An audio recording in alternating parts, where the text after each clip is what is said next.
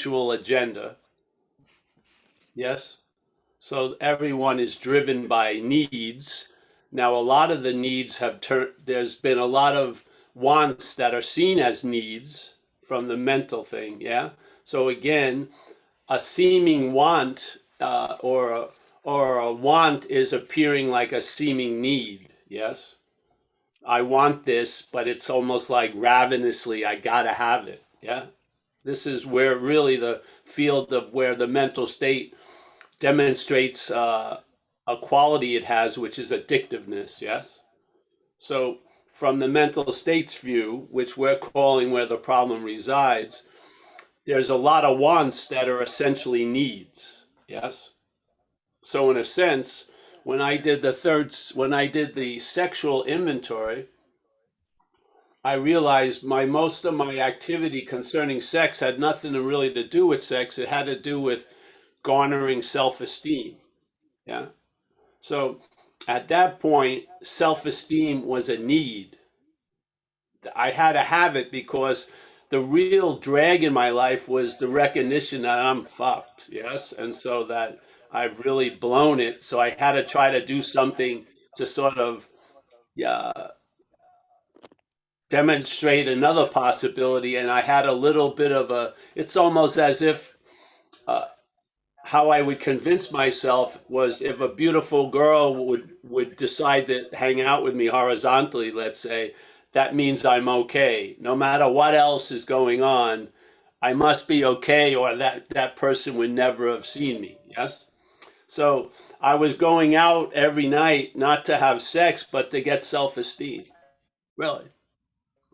I had to feel better about myself because it was this giant chasm of feeling terrible about myself. Yeah.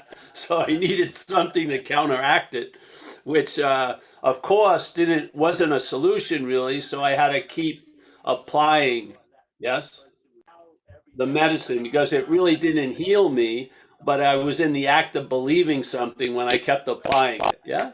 Who knew? I had no idea that was going on. Yeah.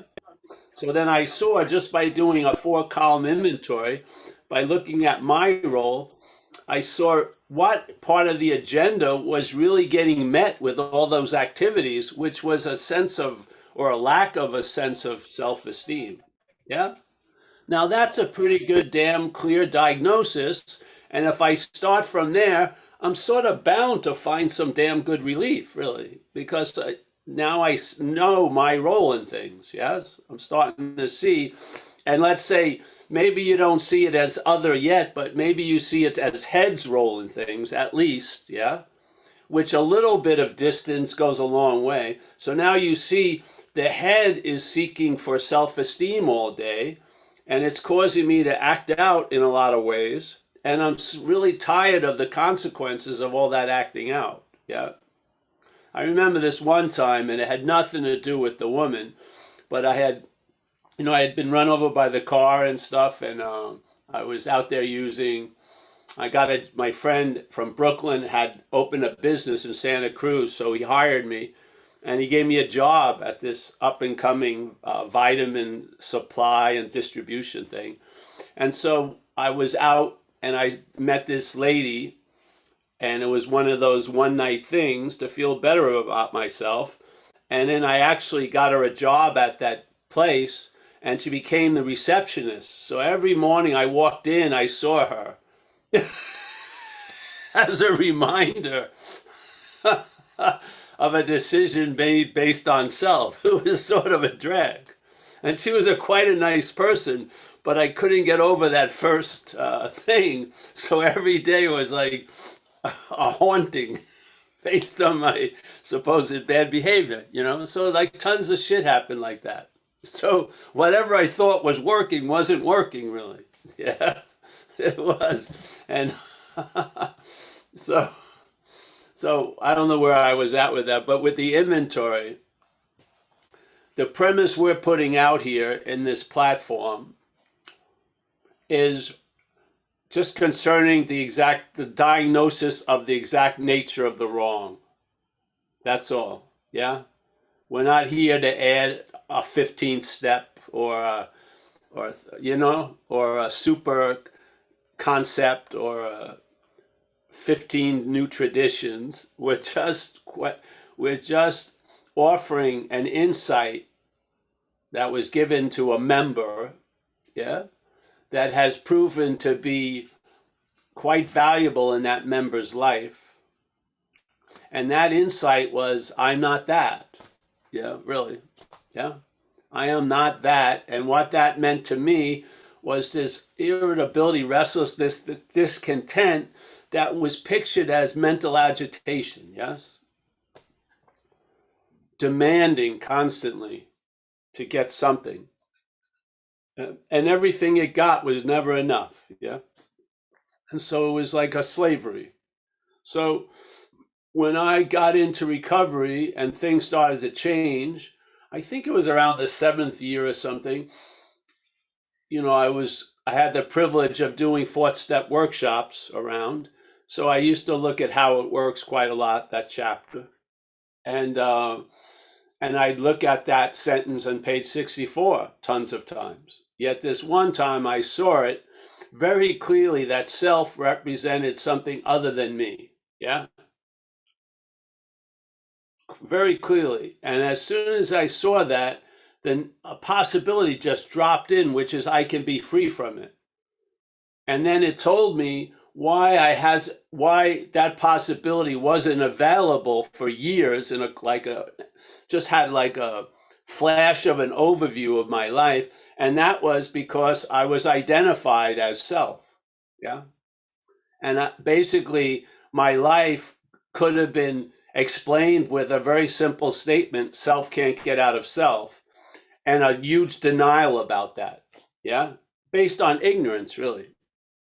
Yeah. I thought I was something other than self, and as that's something, I could escape self.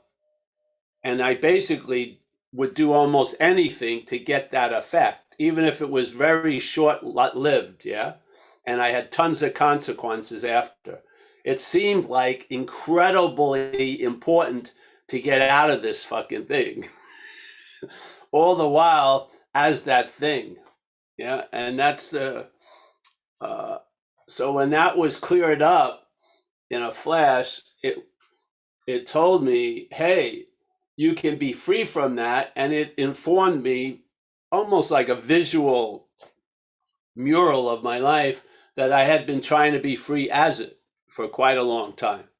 And it just cleared everything up, really. So finally, I had the exact nature of the wrong, which is not me in the act of being identified as self, but the mental state where the problem resides is in the act of being identified as self. While we're identified as that, we think we're doing it. Yes? And so a lot of people don't want to get to that bit because why? It's another fucking crucifix you got to carry now. What? I did all, So basically, there's an investment not to know a lot of shit. Yes? Because it would seemingly, from that point of view, it would just add more weight. And I'm trying to get out of most of this shit. So, but when I saw it as an act of being identified as self, as a mental activity, there was no choice of volition in there. There was quite liberating, yeah? Really.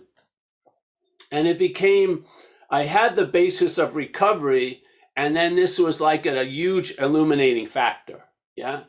So the recovery was there, but then something really lit it up. Yeah, not by doing super steps or anything, but by seeing the exact nature of the wrong. And then doing an inventory based on that premise on page 64. All right, now being convinced, that's the requirement, self manifested in various ways, self manifested in various ways is what has defeated us. I saw a very clear line drawn from self and us. I do not believe us is self. I don't. I believe self is a singularity. It's like a who knows, like a deep mental groove that we all share on some level or another. And then us means a collective. Yeah. So this singularity residing in the mind, I would call it selfing, is what has defeated this collective. Yeah. That to me is the diagnosis. So I do an inventory, and when I get to my role in things, I see self's role in things. And then I tell the truth about self's role in things. And then when self's role or self's habits appear in my life, I bring them to 6 and 7. I just say, hey, to that, whatever you want to call it, the beloved or higher power or whatever, yourself deeply. Hey, I am, entirely ready right now to have this shit reconfigured, because basically everything is gold. Yeah. It's just shaped in different forms. Yeah. There's gold, and then there's gold handcuffs. So now the gold is used to facilitate a bondage. But if you melted those handcuffs down, you'd have the gold. Yeah.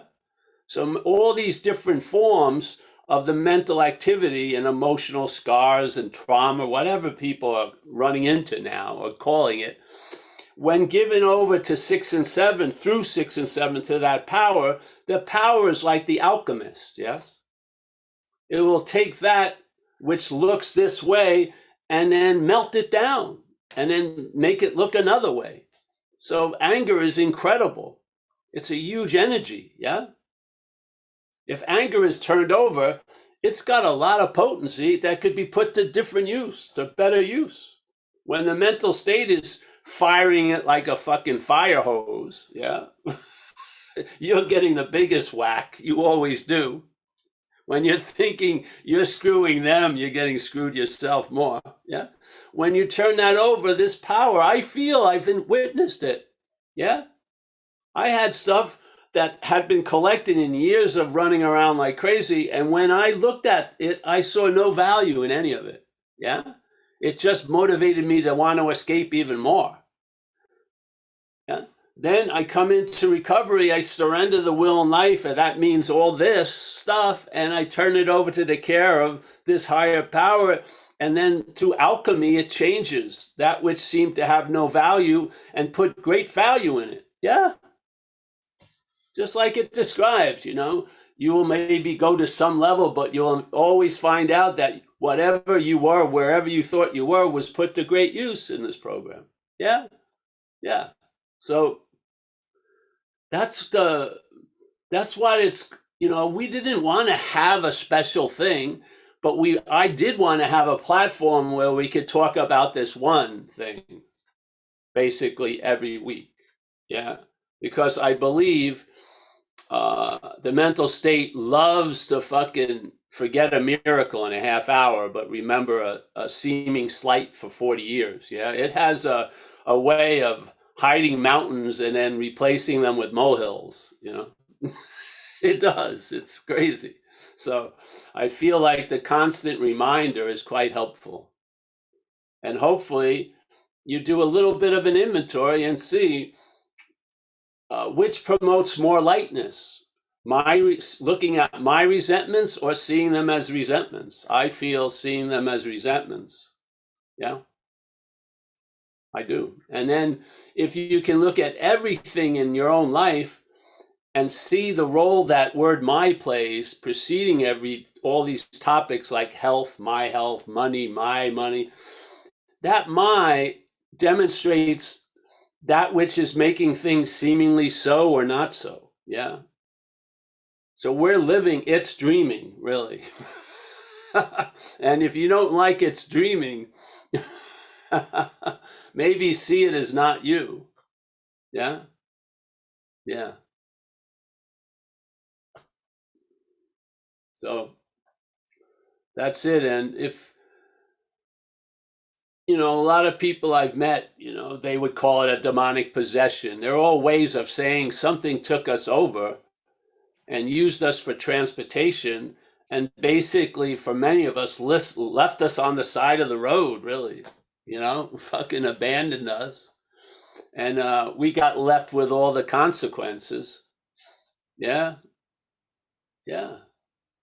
And I don't see, I like to look at it as a parasitical movement. And, the old story with the snake who you find and it's beat up and you bring it back to health. And then you're treating it great every day. And then you're surprised when it bites you and you ask it, why, Mr. Snake? And he goes, I'm a snake, So this parasitical movement doesn't see it as a win-win. It has it. You need to lose for it to win. Yes, it's not there to share life with you. It wants your life. Speak. If you want to make a deal with it, great, but it's probably going to break the contract. It is because it can't help itself. It's a snake, you know. So we use the word self in AA, but to me, a clearer, I feel, recognition is selfing, like an activity. It's a mental activity that's going on quite a lot. And every time the attention and interest gets pulled up there, it's always in the act of being identified as a doer, a thinker, a feeler, the one, yes. Yes. The one. Yeah. Yes. So the identity. yes. So there is an act of being identified, but that doesn't mean you're in the act of being identified. Yeah. That act of being identified can go on, but you may not be. I don't believe you've ever been in it, but you can live right now as if you're not in it. Yeah. Yeah. Because really, isn't Exactly. this place is based on seemingly so. We have that experience a lot in AA.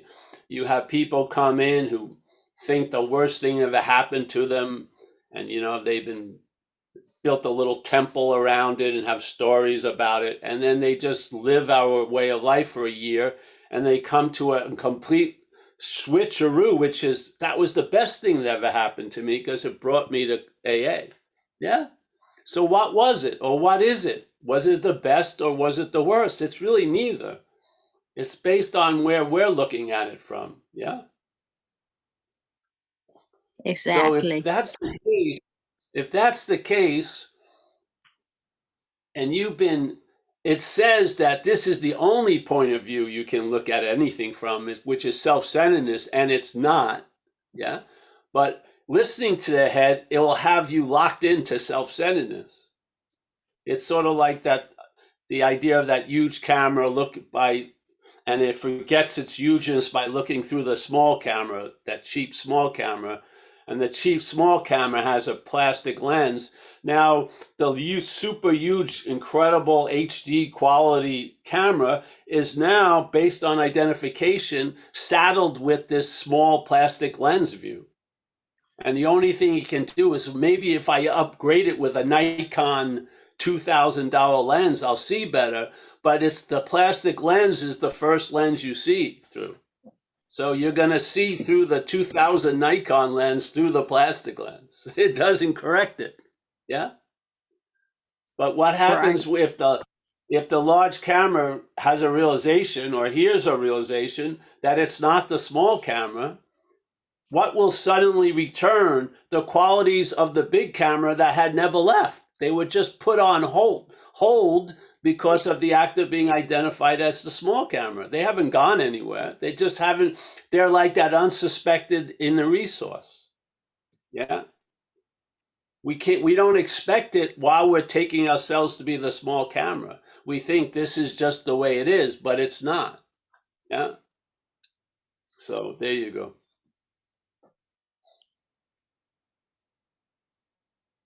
Excellent. You can put the leash back on. I did. I ran around enough. Yeah. It's time to Put pin me in it that in, box, you think? cram me in that jack in the box. Just cram me in till the next meeting. Ping. And That would be out it scary. comes, Don't the know. message. You're just assuming there's a lower body. You're assuming there's a lower body. I may be in a box. Ping. You just don't. Yeah, you don't see the spring. It's right behind me. And I'm just, yeah. Then Amelia crams me back in, and then the next Thursday meeting pops up again. Yeah,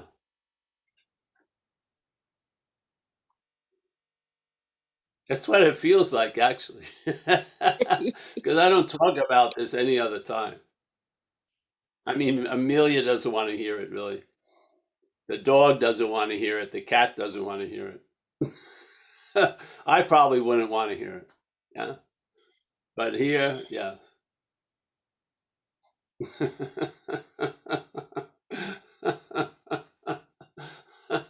But the message within is carried with us, with our truth, with our reality.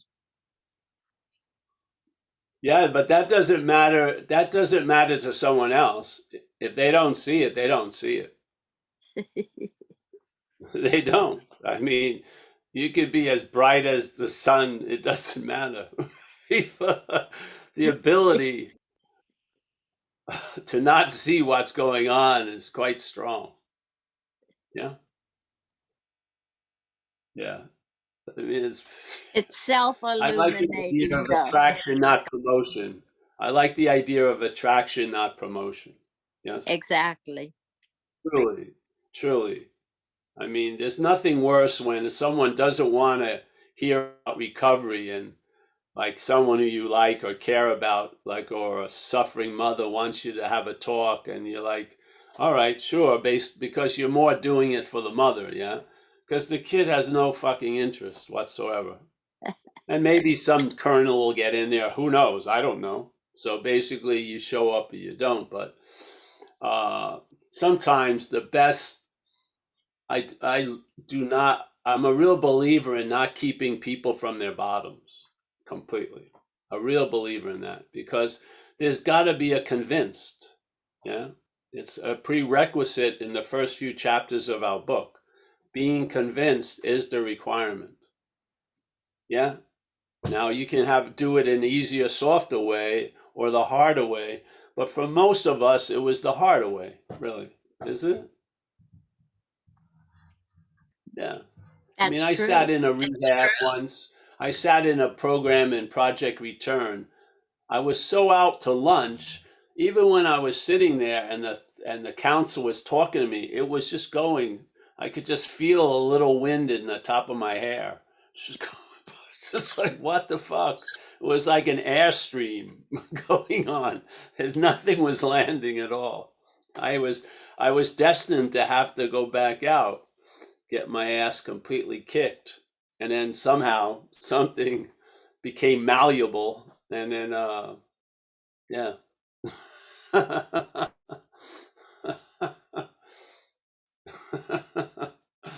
Oh, yeah.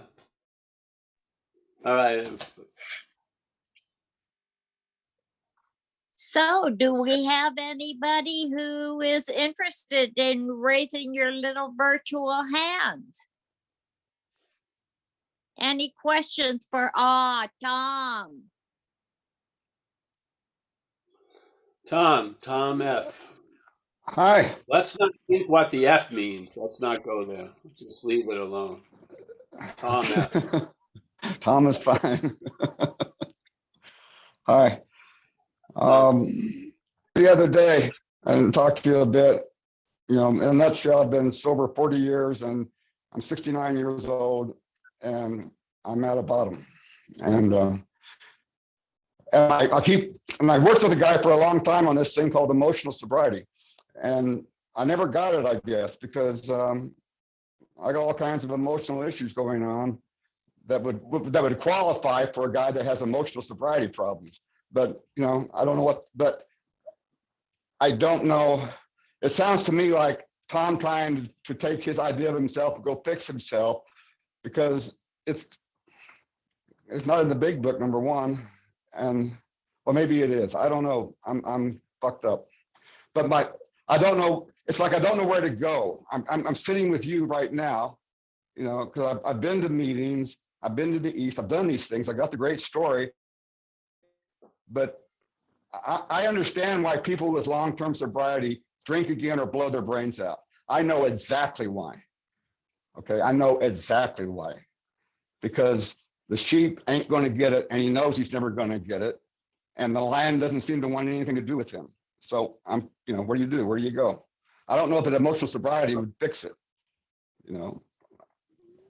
well, I mean, you know, yeah, if the you have girls. a chance to, If you have a chance, Tom, remember, just like they said in the book about if you're having trouble with sex and stuff, the best thing is to work with others, do service, yeah? Be it Yeah. not with family members or familiar, but just do service. I remember the best time I would have, let's say, I remember I went to Sai Baba's ashram in India a long time ago, and I just worked in the kitchen. Felt fucking great. Yeah. The service to me for certain types of heads is an imperative. It works better than anything else. So if you feel uh, that there's only one place of opportunity, that must be you, you'll find it by getting immersed in another event. Yeah. You'll find you'll find what you're looking for when you're not looking for it, really. Yeah, and I feel service is for the type that if you are a real addict and alcoholic, that's why it's one part of the triangle. It's essential service because of the tendency of the head to dwell on itself. Yes. Mhm. Yeah, and Oh, yeah. you're not enough. The two, the policeman and the thief don't respect you as a referee. They just fucking clinch and fuck up. And, Mhm. you hit people in the balls and everything like that, and you're trying to go, hey, wait a minute, they don't give a shit. They're not They listening. don't. They don't. So the idea is you'll just feel better, and that's a good place to start for any change. Yeah, just to feel a little better. And we have a St. Anthony's here in near here, that they feed people like twice a day, I think. The St. Vincent. Yeah, and so I mean, you just lose interest in yourself, at least for a little while. And that goes a long way, because what you want to get out of the room in your little healing hospital is the supposed doctor. You don't want him to come in. His coming in is causing the disease to the fester and grow.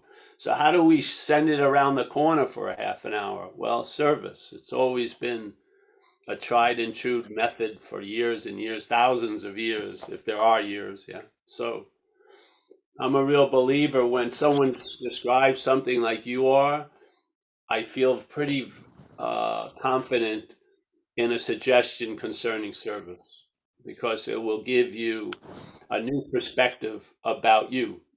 Yeah. It works for me. Yeah. So I mean, I did it. I remember when I did this thing and it all came from recovery, really. Recovery showed me the value of service. So when I would enter another community, I remember I did this thing in Australia, and I really dug the whole event. And one of the biggest parts of it was, while you were doing all this cathartic shit, there was a large group of people sitting around the circumference of the meeting, not saying anything, just holding the space, so to speak. Yeah. So that interested me more than anything else. So I got involved. So I did the service there for a couple of years with that group. I'd come from wherever I was and go there. And the people that were sitting there, when they weren't there, they were doing other shit, like making the food and everything like that. So then I saw, I went into that first pool, got what was available, but I really saw the value was to be the pool boy, work around the pool, and I'll get a whole different sense of this pool and the swimming. And I didn't have to do it the rest of my life. I did it for a few rotations and I gave it up. It's like we say, the spirit of rotation. So yeah, there's great value, because a lot of people come here and when they're talking, I hear what they're saying, but I hear more of a diagnostic. Yeah. It's basically like they're saying, I can't get out of something. And so if that's the case, the head is appearing on one level, which is the house is on fire and it's burning and it doesn't, you know, but it's thinking I'm going to just entertain. There's no house and no fire. It's not working. You need a pail of water. So to me, the pail of water in a lot of cases is service. Yeah. Yeah. And then when the fire gets put out, you can sit with us and learn about what it's like to be used as a fire starter. Because, you know what I mean? Yeah. Yeah. But while the fire is going, you just need relief. And to me, the quickest, most guaranteed form is service, really. Yeah, yeah. Okay. It's nice if you can be of service and just take a walk or shit like that. But sometimes you seemingly are up the ass of self, so you need a divine proctologist. So it's got to look like, you know, a prong goes up there and pulls you out, which would be an act of service. Yeah. Okay. So, and then chill out here when you want. Come here and yeah, you know, it's a lot of awakenings really are rude awakenings because you awake to some facts that to that which has been discovered is quite uncomfortable for. Yeah. That which has a huge sense of imagery. Like for me, when I came in AA, they told me, hey, you got to be willing to save your ass instead of your face. But I thought my face was my ass. Yeah. I was living for the head's image. Seriously. Yeah. I was more, there was more emphasis on that than anything else. Yeah. So I had to learn about my ass. Yeah. And my head to see that, you know, I better fucking take, you know, put my ass in the chair. Yeah. And quickly I had that anatomy session and things got clearer. Yes. Yeah. So, yeah. I can't say I do much formal service now other than the talks and everything, but I feel I built up enough credibility of doing lots of service. And part of doing service is the hope that it turns into an attitude of being of service. Yeah. So I don't need to do service like as a very high efficiency solution to a problem if I'm not having the problem. Yes. So, yeah. Yeah. So there. I hope that makes a little sense, Tom. Yeah. I appreciate it. Thank you. Yeah. And you know, everything that you've ever done has incredible value. The head wanted it to have a certain kind of value, and it's pissed off that that's been seen to be bogus, you know? Yeah. Oh, But you probably were used to touch a lot of people through kirtan and shit like that. So you were being used to spread a lot of value. So yeah, this idea of, you know, it was all self-centered. No, it wasn't. Just like if you give someone a sandwich who's starving, they don't give a shit what your intention was. It was the sandwich that was needed. They're not concerned if you felt you were doing it selfishly or not. They want the sandwich. That's what they need. You know what I mean? The other stuff is all superfluous. So life's using us, and then there's a narration about us. You know what I mean? Oh, I can't do any service anymore. It was selfish. You know, that's insane to me. You know? You know? Yeah. That's beautiful. This island, there's plenty of opportunities here to be of service. We're off grid, and so is everybody else. And there's always something broken, always something that needs fixed, and people need shit all the time. And so thank you. There's lots of opportunity here. Yeah, there you go. Yeah, yeah. There you go. Yeah. Okay. Yeah. And when the house is burned down, I'll come back and talk some more. Thank you. The house is burning right now, but I heard what you said. I got it. Okay. Yeah, good. Yeah. Good. Thank you. Yes. Thank you. Great, Tom. Here. Yeah. Thank you. Thank you, Paul. Kurt has his hand. He'd like to contribute a little. Hey, you All guys. right, Kurt. Hey, Paul. You know, I I was in an emotional sobriety workshop about 9 years ago, and it was really interesting because I had the same kind of experience that I had probably 12 years ago when I realized I wasn't the condition. And like you said, you know, as soon as I saw it wasn't the condition, the possibility to be free from the condition was available where it wasn't before. So I want to read something if you don't mind. This is an emotional sobriety Bill's letter. And I read this in this workshop and it was completely being missed. But it was clear to me. It said, suddenly I realized what the matter was. And it was like, that's the revelatory insight, right? That's the like, but then it said this, and it didn't make sense at all. My basic flaw had always been dependence, almost absolute dependence on people, circumstances to supply me with prestige, security, and the like. Failing to get these according to my perfectionist dreams and specifications, I had fought for them. When defeat came, so did my depression. But that's not how I read it. I read it like this. Suddenly, I realized what the matter was. Self's basic flaw had always been dependence, almost absolute dependence on people and circumstances to supply self with prestige, security, and the like. Failing to get these according to self's perfectionist dreams and specifications, self had fought for them. And when defeat came, so did depression. It totally reorganized the way I was seeing the condition. And it wasn't, Yes. I wasn't identified as the condition. And I just think that's the message that I hear every week and have for years in this meeting. That is constantly being represented over and over and over and over and over. And I've watched people that have come in and said, I don't know what the fuck Paul's saying.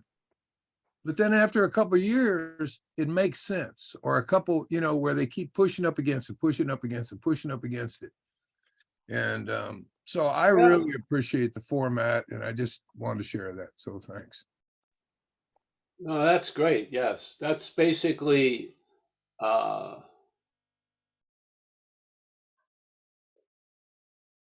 yeah.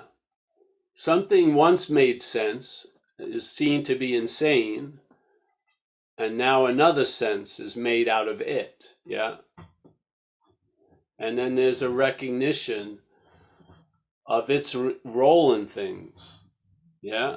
Masquerading as our role in things. And now, instead of like, there's some garbage in the house, you bring the whole house. Now you just bring the garbage out. Yeah. Because you're recognizing what you're not. So you can bring that out. It doesn't have to be the whole house. Yeah. Yeah. So 6 and 7 as an activity of, like it says in AA, you know, clean house. What is that but 6 and 7?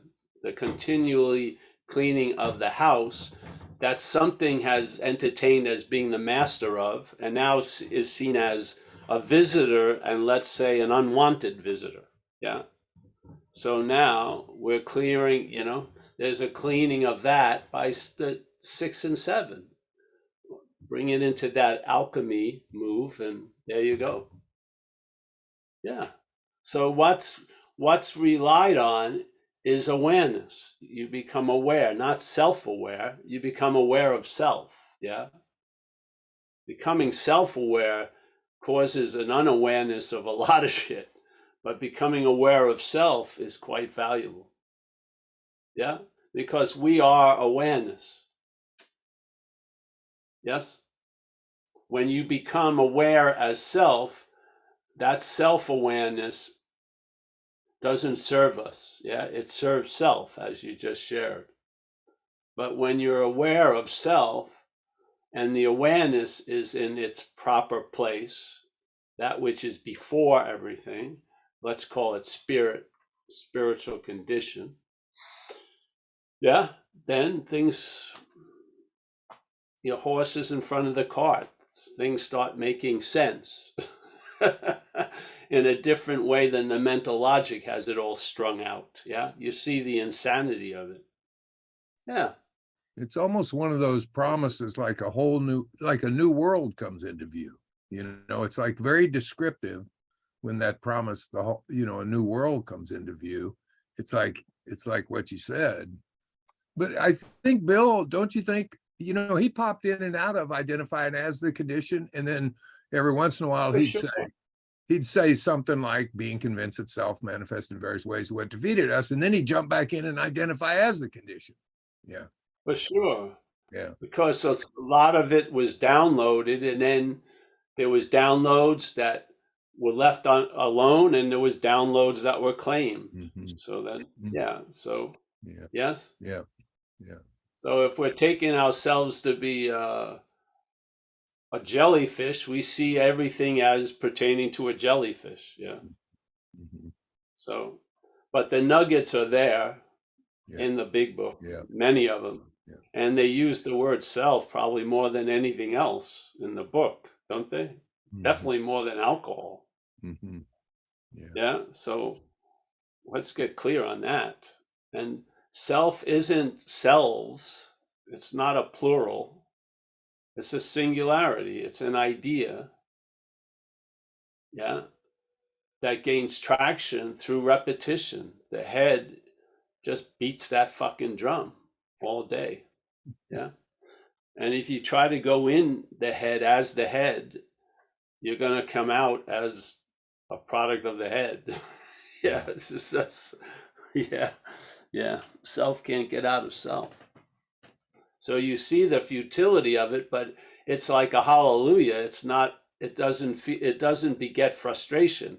When you run into the futility as it, you get super pissed and frustrated. But when you see the futility from outside of it, it's like a big hallelujah because you've recognized it's a failed system. It's been demonstrating it. We just haven't read it. It's been demonstrating it for years. It's like shouting, I'm truly not reliable as we keep relying on it. It does, really. It's it's like an echo in it all. I'm truly not reliable, but if you're gonna rely on me, let's go. Yeah. So, Thanks. and of course, self-reliance is the cause of the anxiety or the fear. Yeah. It's what amplifies and gives a lot of meaning to the fear. It's rooted in self-reliance. So obviously, that would be helpful if you're trying to constantly stamp out fear like a fire that keeps self-spreading and you're getting frustrated. It's because it's not the fear, it's self-reliance. When there's a loss of interest in self, there'll be an outgrowing of fear. Just a natural response to an appropriate alignment. Yeah. So that's a huge gift of recovery in the big book is self-reliance. Yeah. Why do we have so much fear today? Isn't it because self-reliance has failed us? You can't get a clearer diagnosis than that. Yeah. Yeah. Yeah.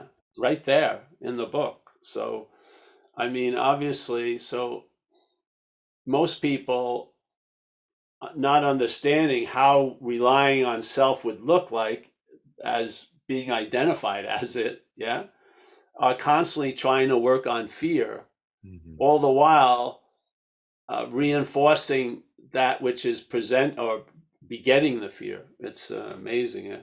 Mhm. Yeah. Yeah. Great. That's amazing. I mean, and it's an easy thing to correct. Just read the book with another pair of glasses. Yeah. Says it right there, doesn't it? I mean, it's right there. He says, why are you in so much fear today? He's saying it to millions of yous, and he has one diagnosis. Isn't it because self-reliance has failed us? All right. I didn't think that was the case. I thought I was in fear because I'm getting fired from my job.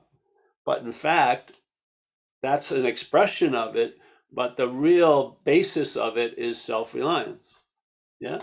Doesn't mean you don't have to deal with the expression, but it's nice to have an understanding. If you really want to get relief from the expressions, it's not like playing whack-a-moles with the expressions. You want to get to the basis. If that changes, you won't have to be a master of whack-a-mole because less shit will hit the fan. Yeah. Yeah. It's just, isn't that the case? Yeah, definitely. Yeah. So it behooves us to start understanding, if the problem resides in the mind, a little bit about mind. Because if the problem resides there, it's infected mind, obviously. Yes? And therefore, all these things that are of mind that there's a reliance on, they've all been infected.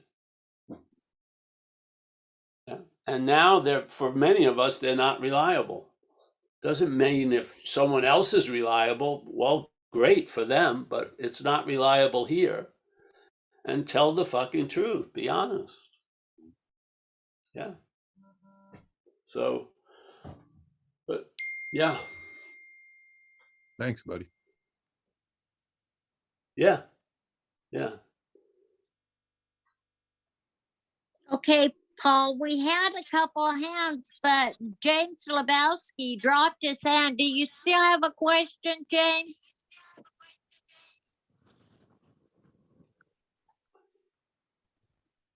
Jacob has two hands, but it's on Alex's neck, the back of her neck. Probably going to get a whole lot more out of it than the answers. Yeah, that's pretty good. Lebowski, where did Lebowski go? I think he left for a minute. Let's That's go to Jimmy R. He has his hand up. Jimmy. Hey, There Paul. he is. My name is Jimmy. I be the real. I was wondering, you keep saying take it to 6 and 7, that's the alchemist. How does that differ from step 10 being alchemy as well? When the defect runs out of the 4 stalls of resentment, selfishness, dishonesty, and fear, dressed up however they are, don't we ask God to remove them at once? I think that's just another like mop up thing. So if what gets past 6 and 7, you find it in 10 by taking your daily inventory. Yeah. Yeah. For me, the 6 and 7 isn't more, it isn't like an inventory.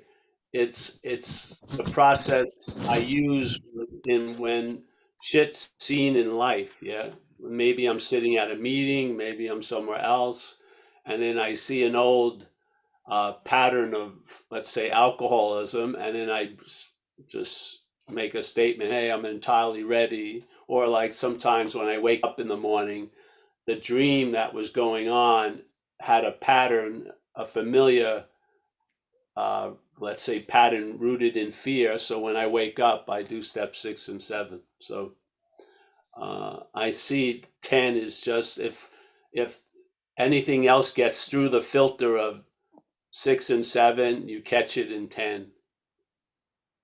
Yes. Well, isn't that what Or 10 you is? Running all through the day. You're checking for these things. So if it crops up, you're not actually putting this on pen to paper. It never says anything about that. Just this is your walking around step. So as these things show up, you go, oh, that's that right there. Ask God to remove it at once. It just cropped up. Well, that's then like 6 and 7, but I'm not sitting there trying to check stuff. It just shows up exactly. Yeah. So I don't go through 10. I just do 6 and 7. Maybe because I did 10 quite a lot younger, but I just rely on 6 and 7. Okay. Yeah.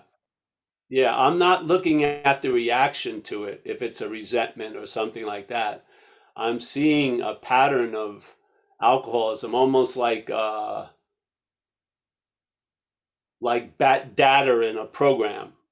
I see a little bit of data that I've recognized in the stream of programming, Yeah, I haven't called it anything. I just bring it right to 6 and 7. Yeah. But you don't you think that step 10 is kind of evolutionary in your first couple of years of alcoholism? Yeah, it's going to be a reactionary thing, but then it starts to become something that happens in your thinking. So as you notice these crop up in your thinking, that's when you're changing it. Discuss it with somebody. You make amends, not to somebody, but you make amends to your thinking, and then you turn your thoughts over to somebody that you can help. Not You don't go help somebody, you just turn your thoughts. You're changing your whole thought process. This is a whole different way, as it's evolutionary in step 10, that it doesn't become something that's actually in the that has happened. It's in your thought process. So you're rewiring yourself. You are the alchemy of these things firing together is a whole different way. We're on the super highways of higher thought life at this point. I can see that, but to me, it's more 6 and 7 in a way is clearer because the sense of self can creep into being the one who's seeing the thoughts and are going to change the thoughts or correct this and that. For me, it's more like instead of having a horse I'm riding with a saddle, it's like witnessing a horse running around. So 6 and 7 has just a much not so formulated feeling, which works better. Where I am anyway. Yeah, but I did the formalized thing in 10 for years in the beginning. I feel there's 6 and 7 is more like a free range activity. Yeah. I'm I not gotcha. having, I don't have, and I don't have an intention of changing anything. I don't. I just see it and I leave it up to something else. Yes. I don't have an intention of changing it.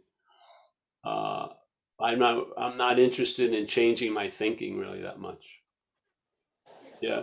I used all this stuff to see how crazy the thinking was.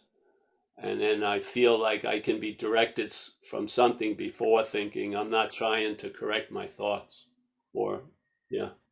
I don't find the greatest value in living from thought. Yeah. So, yeah, 6 and 7 is just a cleaner way for me. I don't get to 10 much anymore, which is nice. But I see the value in it, yes. But I like riding the other way, 6 and 7. Yeah. There's the movement of the head claims everything.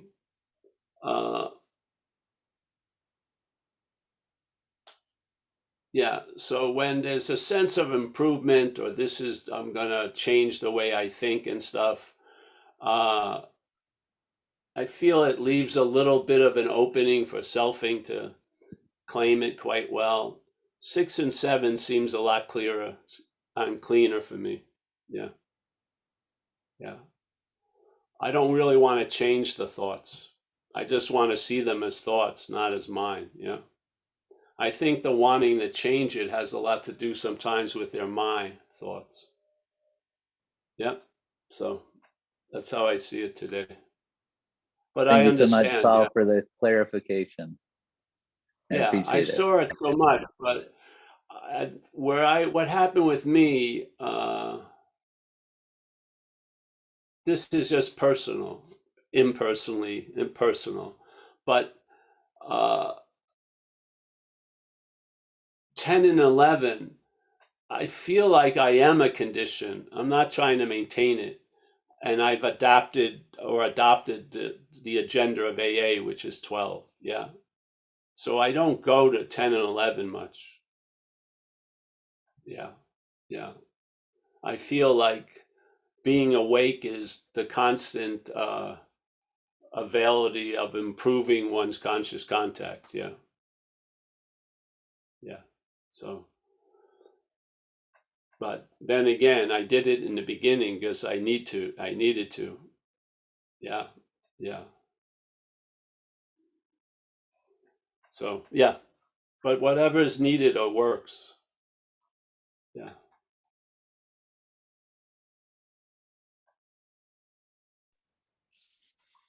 Thanks, Paul. Thanks, Jimmy. Looks like we have no hands right now. Do you want to say your hellos? One, I want to speak a little more about about what Jimmy brought up. Okay. What's coming up with me is I've really lost interest in getting better. Yeah, I have. I've lost interest in changing anything really. I mean, on these levels, I'm more open to be changed, obviously, but the idea of changing or I lost interest somewhere along the way about that. Yeah. So I think uh, yeah. Yeah. I just, yeah. Yeah. Don't you think I the think, losing interest comes when there is a recognition of the selfing and the self well, yeah, for being sure. separate from us? Well, yeah, the recognition of the selfing is actually happening all day, but the understanding that it's not us is really valuable. Yes. But the selfing has been happening for a while. Yeah. That's not a revelation, but it's the idea that it's not us. Yeah. See, something's happening. Yeah, Mickey. And Yeah, then there's yeah. a reaction. Let's say we're the audience. And when the audience, when this stuff is presented, really the whole event is premised on the reaction of the audience. So if the audience takes this information to be about a you, yes, then in a way the hand just slips into the glove, yes. Now, if the same information is seen as not you, that to me is the pivot of losing interest in it. Yeah. But the head's Got it. presenting life pretty much the same way it's always presented life in a lot of ways. Yes. Right. Yeah. That But there's a living that's that before the stays that presentation. would and There's a is that living before the not presentation. is that not the self trying to get out of self and Well, yeah, then there's a realizing living that it's before the not presentation. I'm sorry, I'm cutting in, I'm jumping in on you, so go ahead. the the self trying to get out of self, or the selfing trying to get out of the selfing, is it becomes apparent when there is the recognition that self is not us. Yes. Yes. And see, then there's a living going on before the self's interpretation of it. When Got it. when we take the self's identification, we leave the living, so to speak, and now we live from an interpretation. Yeah. So Okay. we're basically waiting for the head to tell us what's going on. Literally. Yes. We have eyes to see, but we're blind, and we're relying on the interpretation that the head is giving about life. Yeah. True. So when you see it as not you, you start living before thought, really. Yeah. And you start Right. getting moved by something other than thought. Yes. Yes. Because there'll be a lot of thoughts that you should turn right and you keep going straight. Yeah. So you're not being driven by thought. You're being driven before thought, which is nice. I feel it works better. Yeah. Yeah. Yes. Yeah. I don't know how much you can align a failed system with something that works. Yeah. So Not. yeah. Yeah. So I see Bruce has selfing as his a mental. hand up. Hmm? Bruce has his hand up, Paul. Are you ready to address Bruce? Well, no, but go ahead. Yes. All right, real brief. Yeah, the 6 and 7 I found attractive. As an example, after a meeting one day, there was a kind of a new person.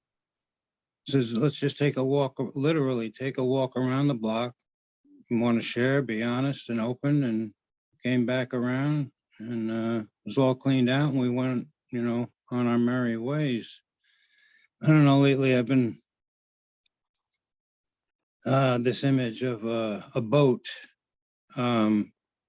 waking waves, the wake of a boat, but not seeing much into it. But after this meeting, yeah, it's opening up a little more in the sense that I'm not the boat making the waves, and when I'm planing on the waters, there's not much wake to make waves.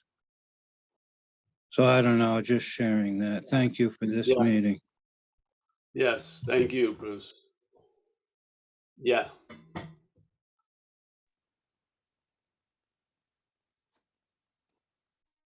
When all is said and done, the door to a pause has opened. Yes. Pause. You can. It's sort of like Superman always having to find a telephone booth to change. We got a ready-made telephone booth, just right where you are, no matter what.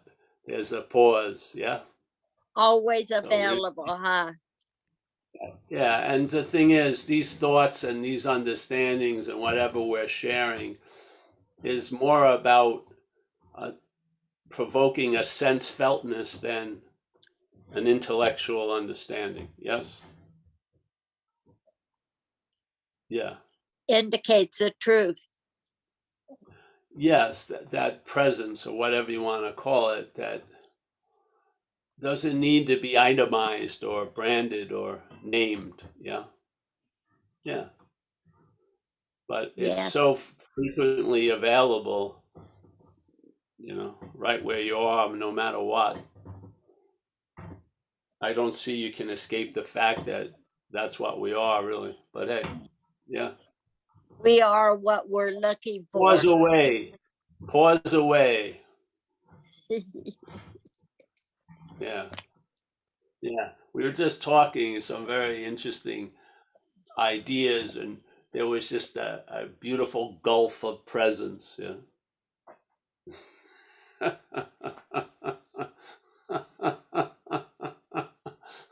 I love the conversation. drop, just dive off the rafts and swim in that. There's no raft to the other shore.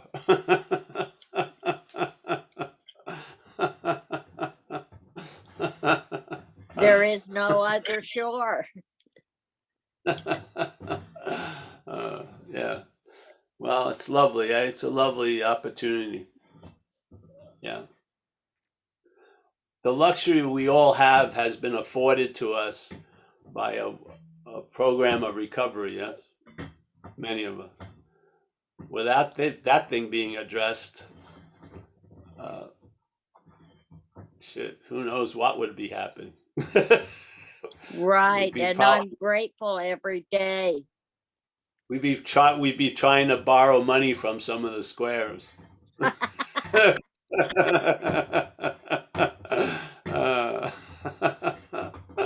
Well, yeah, it was wonderful. Nice gathering. Nice gathering that set me off. So, yeah, we won't be here tomorrow night. We're going to be here at 4:30 Pacific time to share at that group Awakening Together, but that will be the last time, I think, for a while. for the rest of the month of September. So, because it doesn't work with the times in Italy. All right. So I'll see you guys, some of you, and we'll probably see each other soon. Just go to the website. We'll try to keep it up to date. And I think we start the retreat on the 14th. We're going to probably do some, they're going to be recorded and we'll put them on YouTube.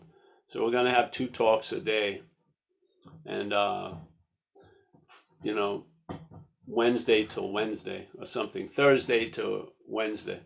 And I think it starts the 14th to the 21st. So yeah, we'll be putting out those talks on YouTube probably quickly. Yeah, yeah. Excellent. So I'll miss everybody, and I'll see some of you today, and we may be doing some of these. Actually, we're gonna do some of these.